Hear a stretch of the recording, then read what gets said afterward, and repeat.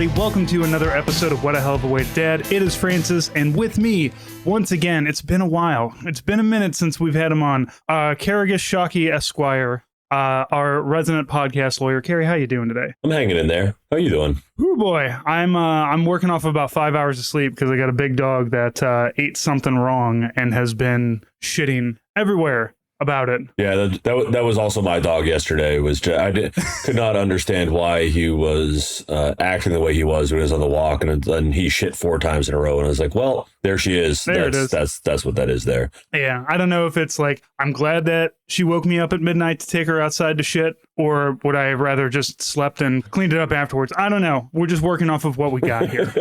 I mean, thinking back to when I was a teenager and I used to find, having to clean up my dog's shit as the most embarrassing thing possible. And then, just becoming an adult and being like, well, I've now done so many grosser things in the world that I can't imagine actually giving a fuck about that. Yeah, people will tell you that like having a baby will make you cool with gross stuff, but you don't have to have a whole baby. Just have a dog and have that dog have stomach problems once. Yep. And you will get over it, because you're going to look at like a bunch of dog shit in your apartment and you'll be like, nobody's going to do anything about this except for me. And, like I have spent the last 10 years of my life with this dog and other dogs holding a bag of warm dog shit in my hand in the first half hour of my day, every day for my life. So dogs, we love them. Question mark?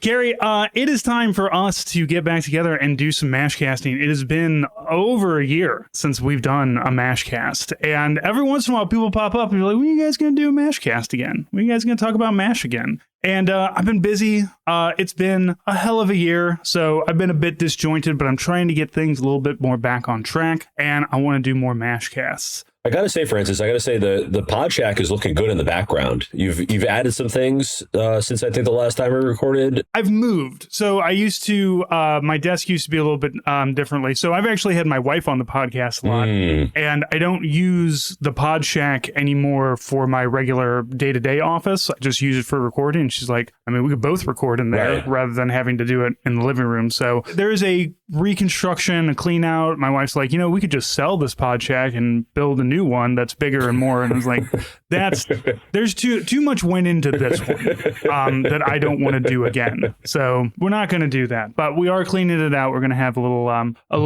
a proper turn this Pod Shack into a pod home, I guess. I don't know. Yeah, exactly. Yeah. Live, laugh, pod. That's what I need to put up on the wall. Live, laugh, pod. So yeah, we're going to talk about MASH, a TV show that went off the air 10 years before either of us were born. Actually, no, it went off the air the year I was born. But these episodes we're talking about are 1975. And if you have not listened to a MASHcast, if you haven't heard us talk about it, the format is we're in various seasons. We were kind of going through it episode by episode, but goddamn, that's so much. So we're just kind of picking our favorites out of each season, and then we'll move on to the next season. And so today we went with The Consultant and Adam's Ribs. Oh no, it's Charles Lamb. Oh, we watched Charles Lamb? Yeah, Charles Lamb. Okay, Charles Lamb is way better. The Consultant was a fucking bust anyway. Yeah, and in general, I mean, this is both of us talking about a TV show that is 50 years old. It is, in fact, the equivalent would be in 1975. I was talking about something from 1925, which I guess would essentially be those... Talking about our silent film era, just like, the talkies were real popular back then. When you watch one of the things that's, settlers in the Midwest and then, early 1920s watching a newsreel footage of, a train crashing or something like that to set to ragtime music. Right. So that's about the level that we're doing here. And it's both because of our abiding love of dad culture. And by dad culture, we don't really mean the bad type of dad culture in the way of guys who get too into smoking weed instead of raising their children, but rather just the kind of the sort of TV that you could watch back in the day when reruns and syndication were still a thing before the days of streaming, when you could just kind of lie back on your couch as a 12-year-old and watch just like some real dad TV. Yeah, MASH was one of those shows that you could put on, and if you took a nap, your kid could watch it and it was fine. And as a kid, it's a very exciting kind of show because there's war going on in it, but also it's funny. A lot of the jokes certainly go over your head, especially if you're not from 1975 or don't know history of, and I don't mean like the history of the war, but I just mean like who was popular then, who was popular in the 1950s, who the fuck knows? It's 2026 now, but a lot of the jokes you understand. There's a lot of quips in there that even a 12-year-old can pick up. So MASH is one of those perfect TV shows to put on in the background somewhere. I'm actually surprised, like all of the sites like Tubi and what's the other one, Pluto TV, they all have like these streaming, like, look, we've always just got Mystery Science Theater 3000 playing. Yeah. I don't know why they haven't done that with MASH anywhere. Just like you can just turn it on and you've got MASH playing and you can take a dad nap. I think that would be phenomenal. I wonder actually if it was one of those things where it's still in syndication somewhere, the last cable TV channel somewhere that anyone is watching, and it just happens to be there's a 24-hour MASH channel that we're all unaware of. Yeah, it's like how MTV has just turned into the ridiculousness channel. We could have like, You've got one channel. Yeah, TV Land is just like, no, we're holding on to like these 5 episodes of Happy Days and 13 or 11 seasons of MASH, and that's it. Yeah, I mean, I wouldn't be surprised if somehow you turned on Nickelodeon at this point and it just, for whatever reason, it just turned only into MASH syndication episodes. One I did discover yesterday, just being syndication. Do you remember the show American Gladiators? Oh, yeah. So guess off the top of your head how many seasons that ran for and how many episodes there were. Are we talking about the original? Yeah, the original run from the mid 80s to the mid 90s. Oh, I mean, if that's I'm gonna say 500 episodes. Well, 208, but still, it went 7 seasons and 208 episodes, which was surprising to me because I feel like anytime I ever watched it, I was just watching the same 5 episodes over and over again. Yeah, they didn't really change up the ways that they were doing things. Though I loved it, and I think this might be where my love of technicals came from, because they would have that tennis ball gun, like, and you have to serpentine your way through, and there'd just be one dude up on top just fucking jamming on a oh yeah, they had like the plexiglass shield things, and because you could run and you could get stuff to shoot back at them. I mean, it's kind of it's basically the proven concept of doing the serpentine thing from the In-Laws that was then done in the Iraq miniseries. Why am I blanking on it? Generation Kill, yeah, and just serpentine as you're running back and forth between all these fucking things. Yeah, I was actually last night I made a joke about that because I saw a rabbit doing serpentine through the alley, and I had to my daughter, who a little worried about gunshots because we hear them occasionally, and I was just like, I need you to understand though, if somebody's shooting at you, you run in a straight line. Don't do this, whatever this is. Don't do that. All right, so we talked Private Lamb and we talked Adam's Ribs, 2 food-based ones in a TV show that every time that mentions food, it is met with disgust and hatred. Yeah. But Private Lamb is a good one because this one starts out with the Easter celebration. We 2 lapsed Catholics that we are. We just had Easter. We no longer have to feel guilty about eating meat on Fridays for those 40 days. So why Private Lamb? Why are we picking this one? What do you like about this one? I mean, it's always kind of interesting to me anytime that MASH features one of the other, coalition of the willing partners from the Korean War. It's always kind of interesting to see the way that MASH and I guess suppose American popular culture viewed any given nationality at that point. Mm-hmm. So a lot of times they'll have, whenever they feature the Turks, it's always that they're wild-eyed, like there's a little bit of Orientalism there, mm-hmm. They're wild-eyed, sword-wielding, cannot be reasoned with violent psychopaths who just want to kill the Chinese. Mm-hmm. Anytime they feature the British, they're always kind of effete toffs. Always, yes. They're always kind of a barrier. Like it's always like, oh, my Britishness is going to get in the way of what you want, but it's not going to get. It's only going to get in the way of what you want for this scene, and then I will British you away. Or I think there was the one where was it the consultant? Is that the one with the leg transplant? Yes. Yeah, where they have the Brits in that one, and they have to get a graft from a British leg, and mm-hmm. they just show the officer just kind of having tea, and he's got a whole spread going on. What a novel idea. Mm-hmm. And it just, so similarly here, you get kind of a little bit of the mid-century Greeks. Are they mm-hmm. white? Because very swarthy.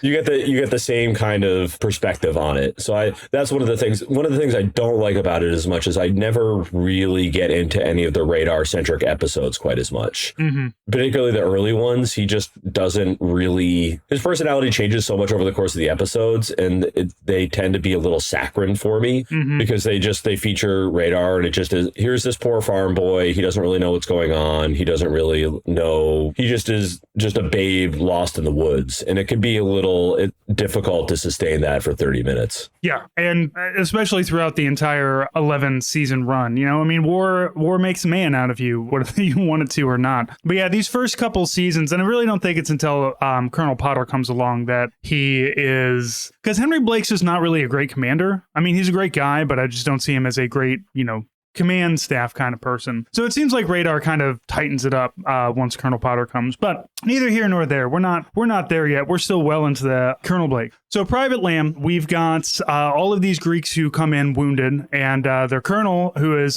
Colonel Andropolis. Very Greek name. Very, very good mustache on this guy.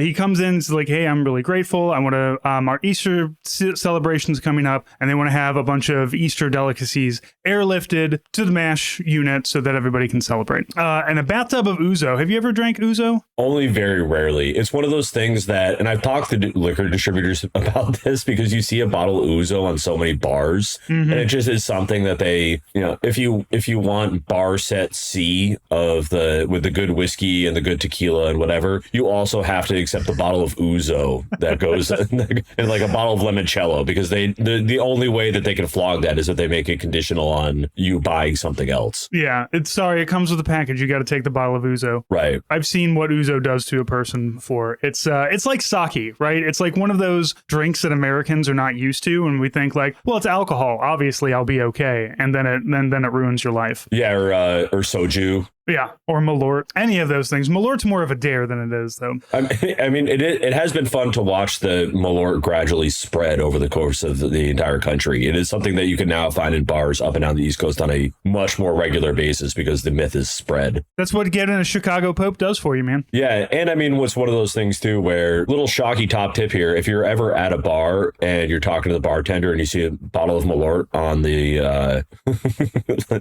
on the shelf there, make sure you ask for a shot of Malort for the bartender, because it truly is something that, you know, it's an insider thing, and you will probably end up getting a free shot of Malort because like, this motherfucker's crazy. He wants a shot of Malort. It's more of a dare than anything else. I've had it once and that was enough. So in this episode also we have the war happens, and we have a man who is in the infirmary because he shot himself in the leg and he didn't want to be in combat anymore. You can't do that to yourself, Carrie. They don't like it when you shoot yourself in the leg to get out of combat. But you know, one of the kind of recurring themes that pops up a lot of times in MASH is the young soldier who's in the hospital and being like, I don't want to, like, it's either I don't want to go back to the front or I got to get back to the front, one way or the other. And Private Chapman is the former of those two, to the point where he will shoot himself to get out of it. So that's kind of, I guess that's kind of our B plot. Yeah. But then all the Greek food starts to arrive with a lamb, and that's fun. Yeah. I mean, it is kind of funny too, because you watch, this is also a very Frank Byrne centric episode. And so you do get to watch Frank get really spun up at the idea of this debaucherous Greek Easter celebration. Right. Which I don't know if you've ever been to like a Greek Orthodox church or something like that, but it's not really, you know, wild, lecherous time. Right. These guys are bringing some booze and some food and celebrating a Christian holiday. Like, these guys are probably more Catholic or Christian than Frank Burns is at this point. Yeah. But he doesn't like swarthy men taking Houlihan's eye away from him. Right. And I think that is just the funny part, because you do get this, well, these foreigners, these Greeks are going to have this wild party and, I don't know, conquer the Byzantine Empire or something. And so it is just very weird watching Frank, have a distinctly white American Protestant freak out about the idea that anyone could be, I guess, having fun. Yeah, we're gonna celebrate Easter. Fuck out of here. Yeah, and I suppose that's really what it is. It's really just the idea that anyone is ever having fun. Yeah, and Frank can't stand that. Frank can't stand anybody having fun, so it makes sense. Yeah, and I guess that really introduces, in a way, I feel like the Greek Easter celebration itself is almost the B plot, and then the lamb becomes the A plot, because of course we see Radar in the very beginning with a skunk, a raccoon, a rabbit, just, all these different animals that he's feeding. and then it comes around to the time and he can't possibly abide seeing a lamb get hurt. Right. And yeah, it's the classic, all of the dead humans around me don't bother me, but please don't hurt that rabbit over there. It's done nothing. Right. But this also I don't get, because Radar literally grew up on a farm. Right. And look, I'm sure it's plot point why we're doing this, and nobody's, they don't have two guys like you and me sitting in the background. It's like, well, wait a minute, historically Radar comes from a place that already slaughters animals, so why would he have a problem? Well, unless he's got PTSD about, and that's fine. But Radar does not like the idea of this cute little lamb being turned into lamb chops, it seems. Which I don't know.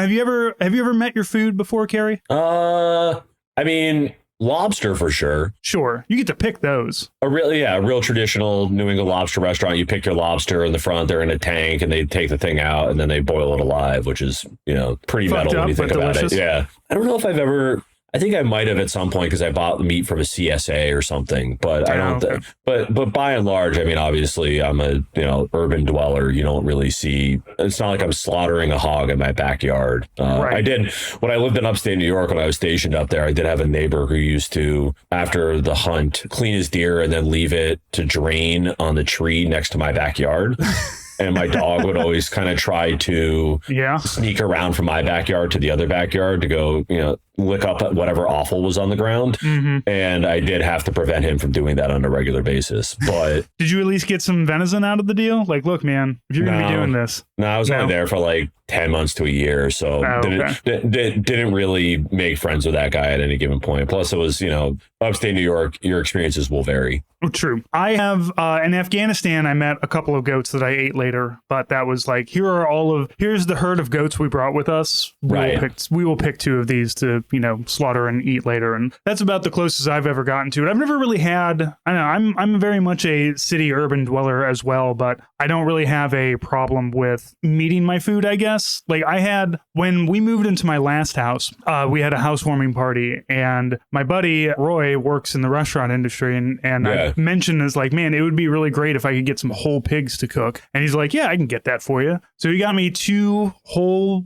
pigs that were probably about 20 or 30 pounds. They're already gutted and everything. Yeah. But that's a whole pig. You're looking at its face, and I'm in the backyard with a hatchet, spatchcocking it, cracking the spine so I can rip the ribs apart and flat cook it over a massive hole that I had dug. So I don't have that concern when it comes to my food. I seem to be okay with it. Yeah, I mean, it's the first time that speaking of things that grossed me out as a kid, and then you just get fine with it as an adult, but preparing a turkey for Thanksgiving or something, all right, yeah, no, it's fine. I'm gonna shove my hand in the fucking hole of the bird and put the stuffing in it and do whatever. Yeah, you gotta lift up the skin and rub things on the meat and then put the skin back down. It's fucked up. It's real gross, but it is weird, but it's also delicious sometimes. So whatever, it's fine. I suppose the other thing would be I have have gone fishing before and caught my own fish, but I feel like once again that's a little bit different. When it comes out of the ocean, if it's not a mammal, I don't really concern. I think mammals are really the only thing that is well, this is the closest thing to me.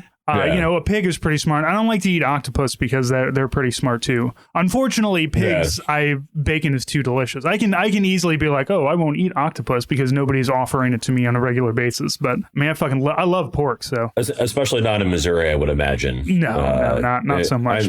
I would imagine that the greater Midwest area is the only reason that something like Long John Silver's is still really well, Red Lobster. I don't know if we have a Long John. So Captain D's was my big spot though. Oh yeah. Right. I never liked seafood anyway though, so it doesn't matter. Yeah. My favorite Mexican restaurant is in an old Captain D's, so that's how you know a Mexican restaurant is going to be good, when you can see the outline of the building and be like, that did not start out as Dos Mariachis here. This started out as a Pizza Hut. That, or if it's in a strip mall with a tattoo studio next to it and a H&R Block on the other side or some shit, and you're just like, all right, no, this is gonna be legit, and it's just called law and any given Spanish word. Yeah. It's not Acapulco's. It's not anything that's supposed to be evocative of anything. It's just La Haracha. And you're just like, all right, sure, man. Yeah. It's some word that makes the white people it sounds good in our mouths. So we're okay with going there. And we've got El Catrin and La Katrina here.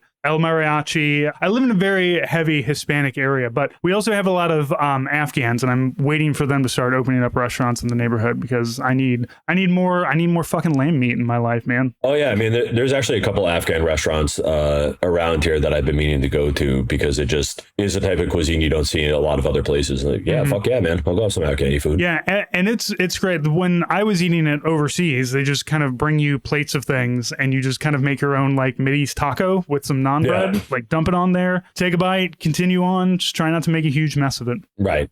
So we've got this private lamb, and Radar does not want to see the actual lamb get killed. And we also have Private Chapman, who needs to get the fuck out of the army. And he's going to get in trouble with this, right? Or was it that he didn't shoot himself so bad that he wouldn't be sent back to the front? I think it's that he didn't shoot himself so bad that he wasn't going to get sent back to the front, but he felt guilty about it. Yeah. Okay. And so then you get him going into, this is a Father Mulcahy episode. And so then you get Father Mulcahy less episode. And so you get Chapman going into his tent and Frank Burns is there rifling through Mulcahy's stuff. In there for some reason. And I think he's wearing, he kind of looks like he has a collar on. And so Chapman confesses to him. And then Frank says, essentially, haha, I've caught you. I'm not actually a priest.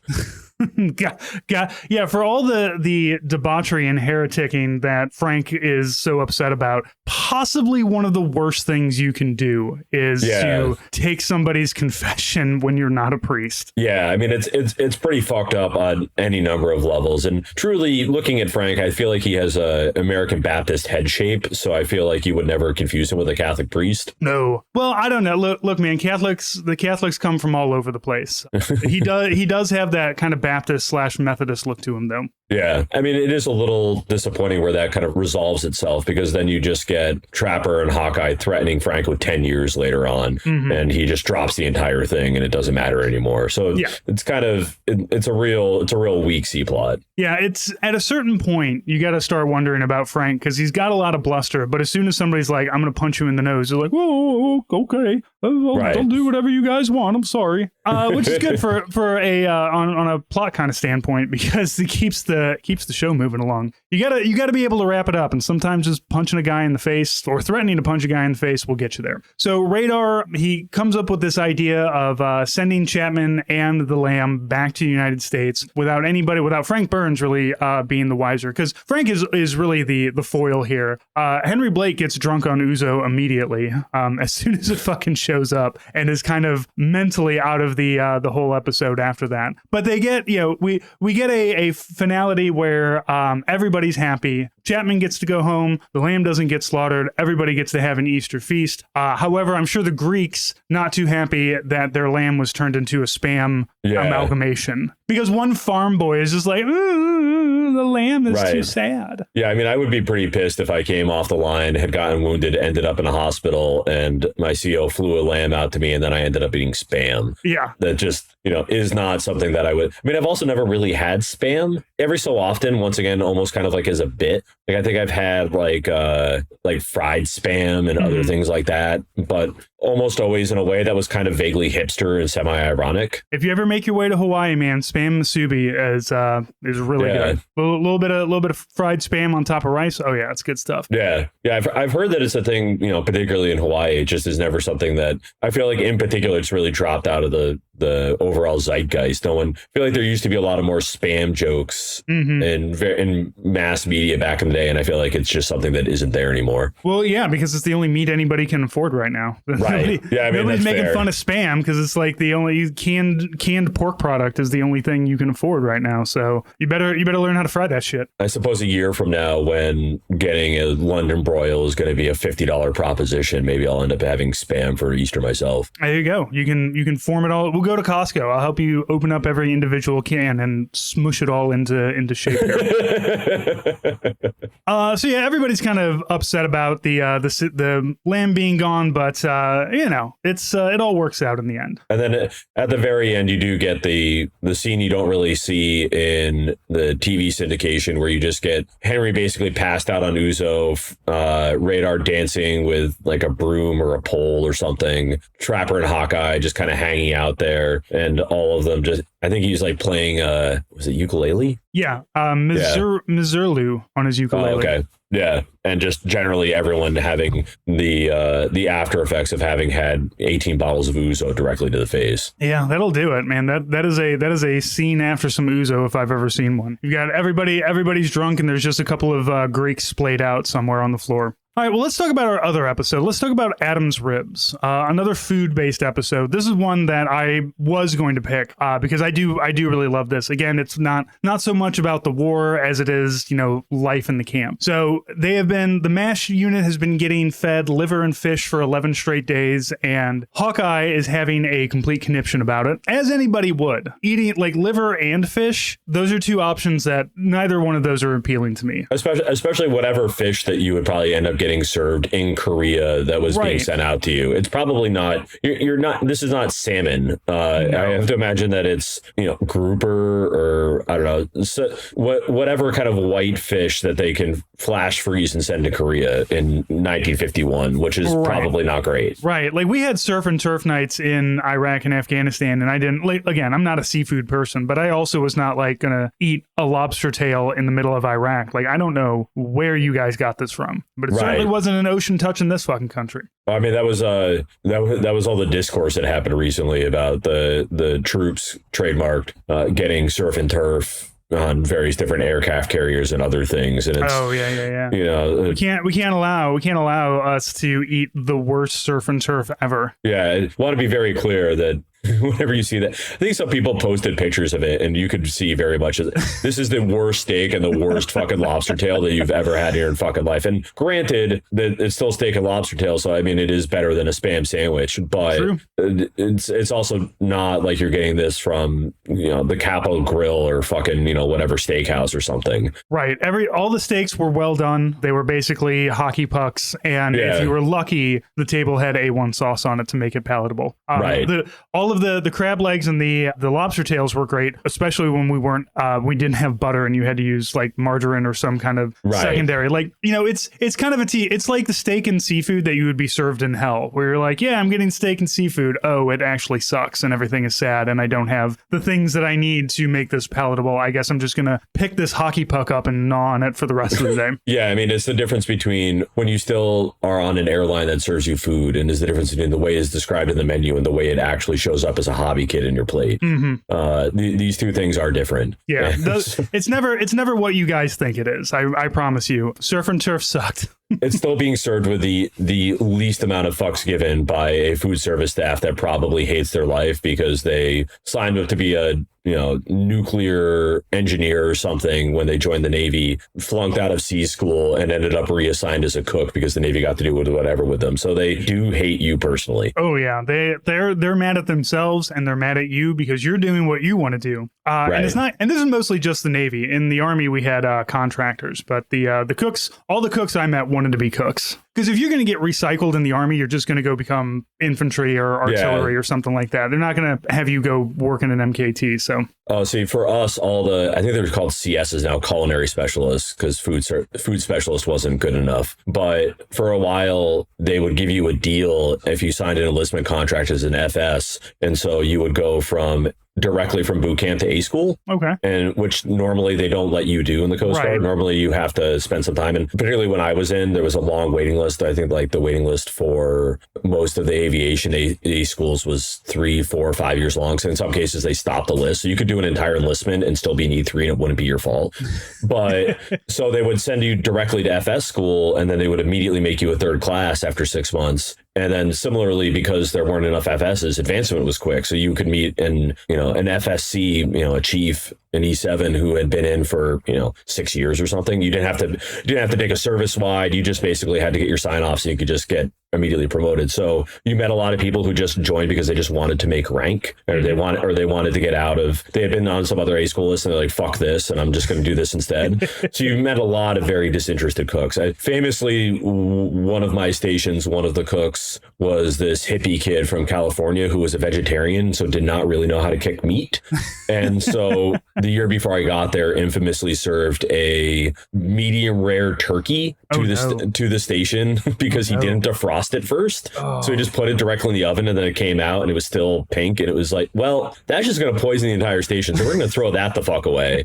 Meanwhile, my father, who was a Marine around this time in 59, 60, he had a great experience with all the food that he ate when he was in the service because he got stationed in Okinawa. And I guess there were 3 schools there at the time. There was the radio operator school that he was a part of. There was a Marine recon school where they were all nuts and I guess had a pet gorilla that they would take into training with them. Sounds right. And then a culinary school. So he famously used to tell me that he got to have all the food before when all the Marine cooks still had the will to live.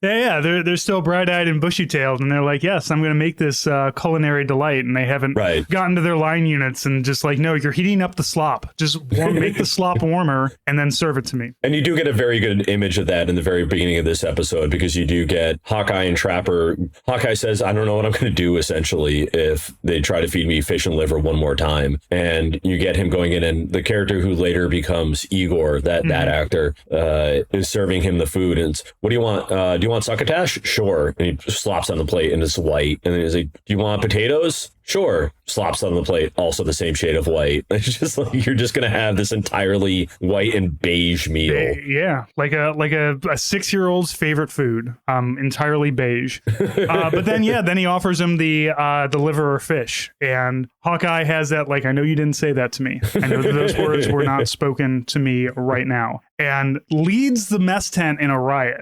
immediately about wanting to be fed something else. Yeah, you have Klinger in a full evening dress doing kind of a conga line in the middle of this middle of this riot. You have Hawkeye jumping up on the tent pole and getting everyone to chant, "We want something else." Yeah, it's a great scene. Yeah. So and this all kind of rotates into the telephone game that we now have to play because Hawkeye is remembering a rib place across from Dearborn Station in Chicago, and so there's this whole kind of like, okay, so how do we get there? Henry knows the phone number to Dearborn Station. He doesn't know because Hawkeye doesn't remember the name of the rib place. Henry knows it off the top of his head, the phone number, because like he met his wife. One of the many ways that he's met his wife. Yeah. There's a couple ways that he's met his wife in this one. But so they call, they have to, do the hop, skip, and jump from Korea to Dearborn Station. They ask, can you give me the name of it, the phone number? All is, I gotta say, everybody's being very helpful. I think if you call Dearborn Station now, somebody would, first off, you get an AI pickup right now, and that would give you the times, and it would take you like 20 times hitting 0 to get an operator, and you're going to get somebody who's not even physically there. Right. So this is a better time when people were helpful. When you would call them for Korea and say, I need 40 pounds of ribs to be sent to me. But the problem is, okay, so they get the order in, they secure the ribs, and then they say, well, how are we going to get it here? And they know that they're like the MPs and the aviation, they love us over here. Another falsehood now. The MPs don't love anybody. So I would never ask an MP for help. That's just a way. It's like asking a regular cop to get for help. There's like a 10% chance you're going to get shot. But they need to get the ribs from Adam's Ribs to the airport before it can come over into Korea. So Trapper is just like, yeah, I had a cute little redhead that I was running around with back then. And so they have Trapper call and sweet talk this woman to go and pick up the ribs and take them to the airport. Very weird scene, I feel. I mean, it is a very strange one. You do get some interesting lines out of it. You get her calling John Big John. So Big John, yeah. So I guess Trapper's really swinging with it. You get him explaining to her that they need the ribs because they aren't allowed to practice on humans for their surgery. And she says she understands, and you get his genuine astonishment. You do? You do?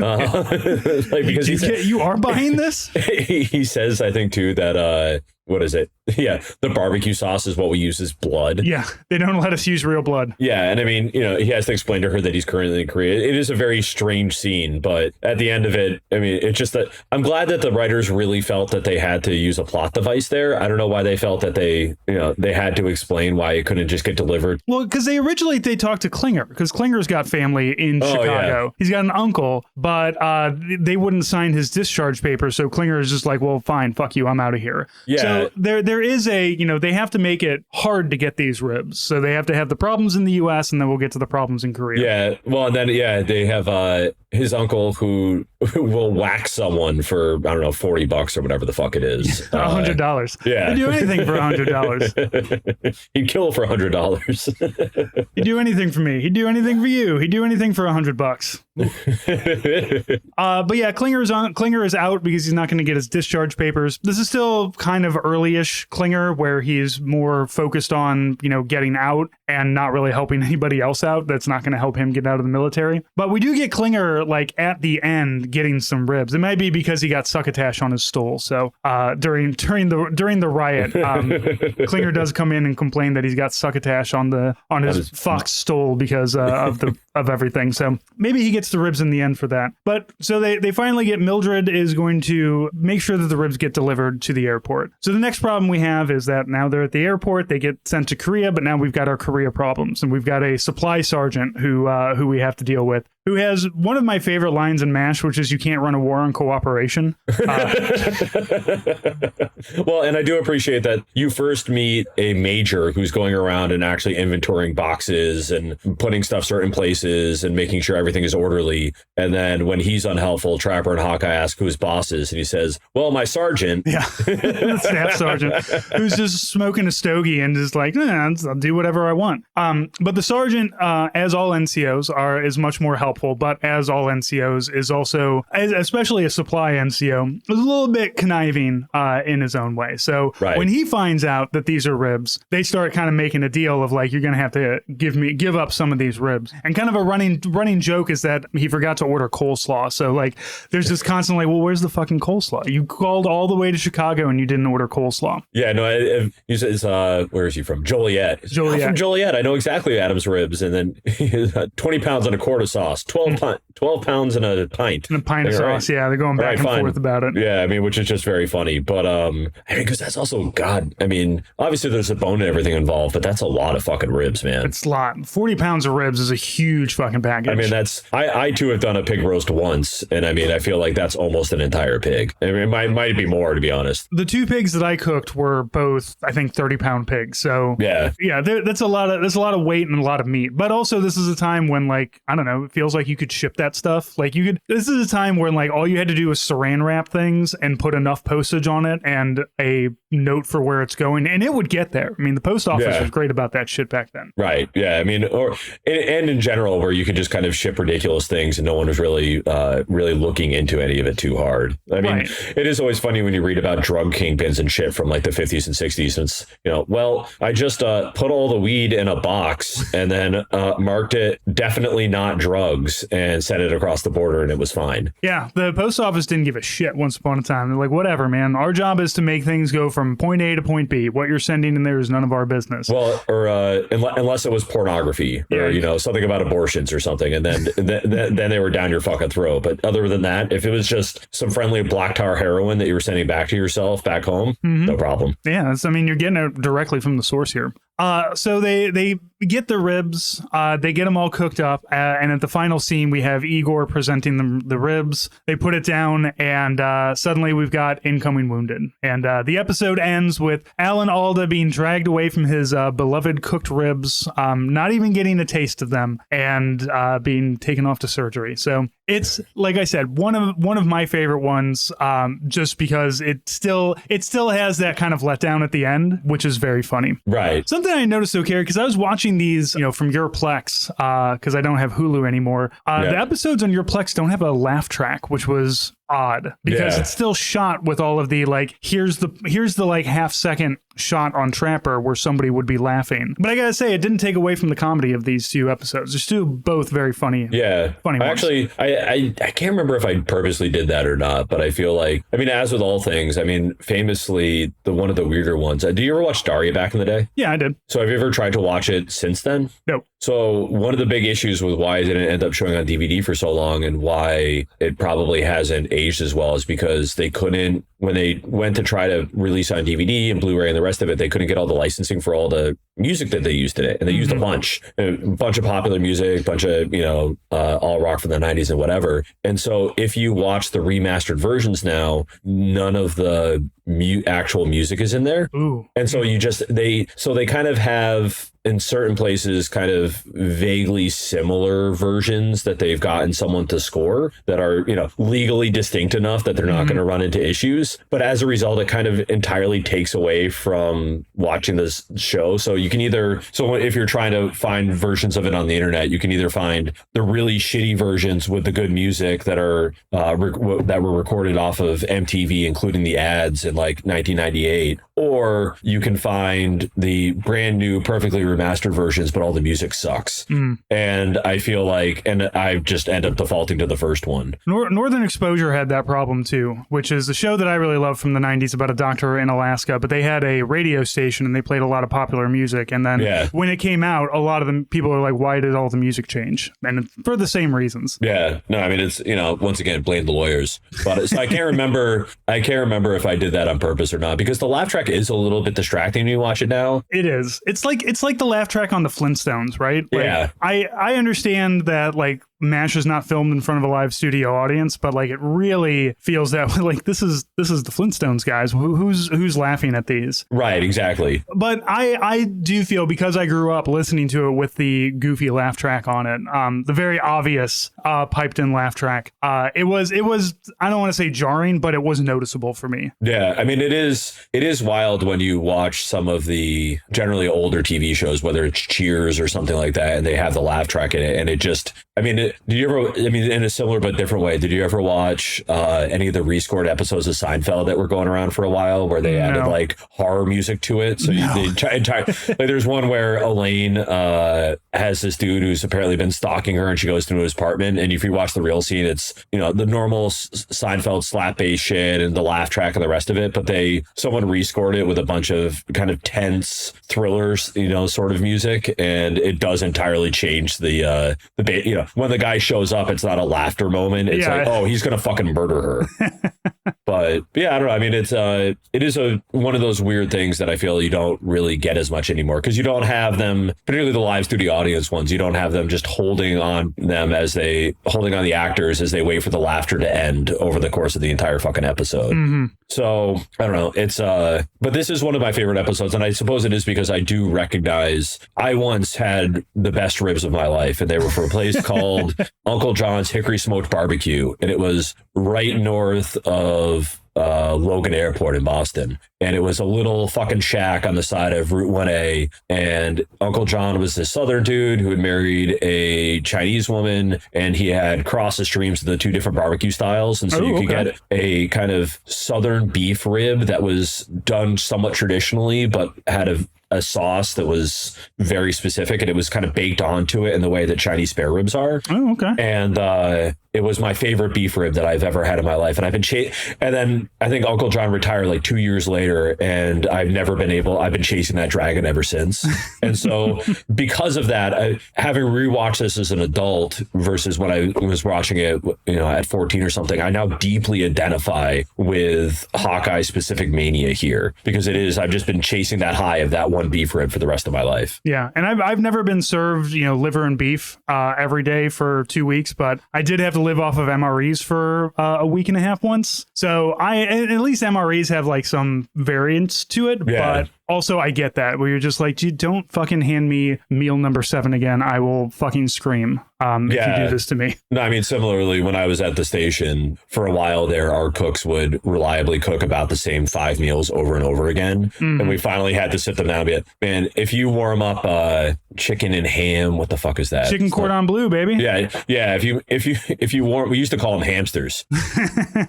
It's like, if you feed us fucking hamsters on a Wednesday one more time, like, we're all gonna fucking lose our shit. Like, nobody likes them. We know it's just your lazy shit because you're off going on Wednesday. Like, do anything else. Give us our fucking mess money back and we'll order a pizza. We want to do anything else other than eat this fucking bullshit. So, Carey, I think both of these are definite watches for us. They're both really good. I'm with you on Private Lamb being kind of an annoying radar episode, but overall, I think it's a good one to watch just because you get, as you said, you get some of the ally forces in this. You get to meet a lot of new and interesting people. You know, you're not stuck with the same handful of actors in the swamp. Right. Yeah. And then this one as well. You know, Adam's Ribs has that same. It's not maudlin. It's not sad. It's a funny thing that as two veterans you and I can kind of identify with. Yeah, and they're both great episodes once again on our scale of, is this a good one that you can lie back on a Sunday afternoon to watch this shit and just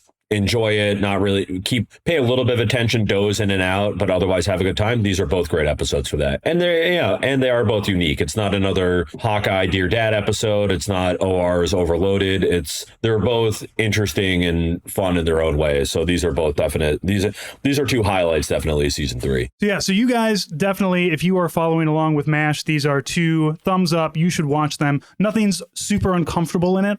Nothing's just like, I didn't like that one. That's kind of racist. There's no Hawkeye chasing nurses into the supply tent or anything. It is just them. It's just guys being dudes and having a good time. But everybody, thank you so much for listening. We will be doing more of these. We're going to get back into this, Carey. I don't want to go another year and a half before I get to watch MASH again. So we'll keep up on this. Everybody, thank you so much for listening. Carey, thank you for joining me, and we will talk to you all next week.